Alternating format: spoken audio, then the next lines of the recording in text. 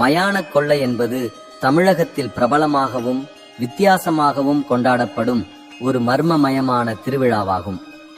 இது அங்காளம்மன் பக்தர்களால் கோயில்களிலும் சுடுகாட்டுகளிலும் சிறப்பாக கொண்டாடப்படுகிறது. இந்த விழாவின் பின்னணியில் பல புராணக் கதைகள் உள்ளன. அதில் பெரும்பாலும் குறிப்பிடப்படும் கதையை நாம் இங்கு காணலாம். புராணக் கதைகளின்படி 5 தலைகளை கொண்ட பிரம்மதேவனிடம் நான் தான் படைப்பின் கடவுள், எனக்கு இணையானவன் யாரும் இல்லை என்ற அகந்தை மேலோங்கி இருந்தது. ஒரு நாள் மிகுந்த கர்வத்துடன் நான் தான் இந்த உலகத்தின் ஒரே படைப்பாளர் என்று கூறினார்.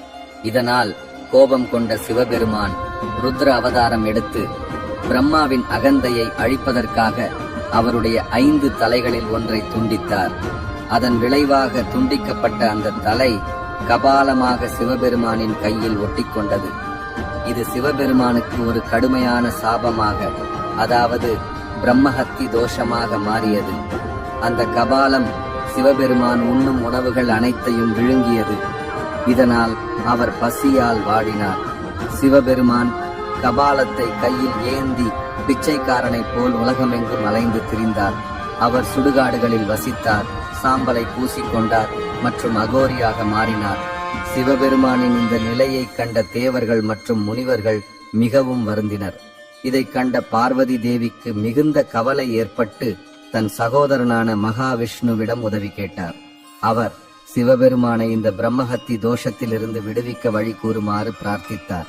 சிவபெருமானின் சாபத்தின் காரணத்தை உணர்ந்த மகாவிஷ்ணு பார்வதியிடம், சிவபெருமானை இந்த கொடிய சாபத்திலிருந்து மீட்க நீ சிவபெருமானுடன் தண்டகரண்யம் எனப்படும் மயானத்திற்கு சென்று அங்கு அக்னிகுல தீர்த்தம் எனும் குளத்தை உருவாக்க வேண்டும்.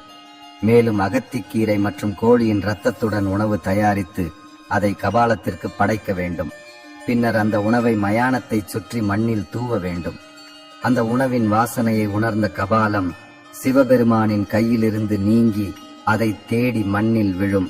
அதன்பின் சிவனை அந்த குளத்தில் நீராடச் செய்தால் அப்போது கபாலம் மீண்டும் சிவபெருமானை அணுக முடியாது. சிவபெருமானின் சாபமும் நீங்கி அவர் விடுதலை அடைவார் என்று கூறினார்.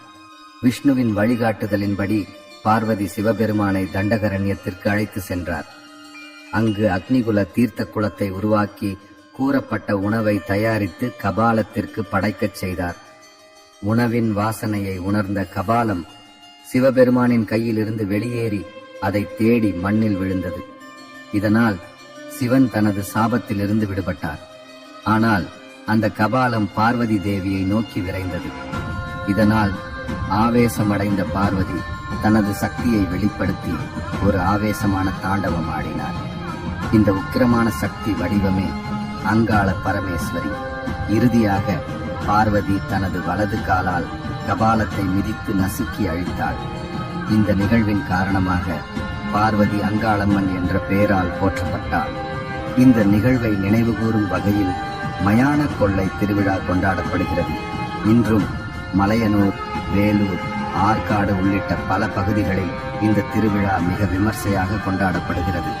இந்த திருவிழாவில் அங்காள பரமேஸ்வரியின் உக்கிரமான உருவத்தை வெளிப்படுத்தும் விதமாக பக்தர்கள் பல்வேறு வேடங்கள் அணிந்து சுடுகாட்டில் நடனமாடுகின்றனர். இவ்விதமாக அங்காளம்மன் தனது பக்தர்களுக்கு இரட்சகியாக இருந்து அவர்களின் துன்பங்களை நீக்கி சக்தியின் திருவடியில் அடைவை வழங்குபவளாக மக்களின் மனதில் நிலைத்திருக்கிறார். இந்த திருவிழாவை பற்றி உங்கள் கருத்துக்களை காமெண்ட்ஸில் பகிருங்கள். அங்காள பரமேஸ்வரியின் அருள் அனைவருக்கும் கிடைக்கட்டும். இதுபோன்ற மேலும் அறியப்படாத கதைகளை தெரிந்து கொள்ள லைக், ஷேர்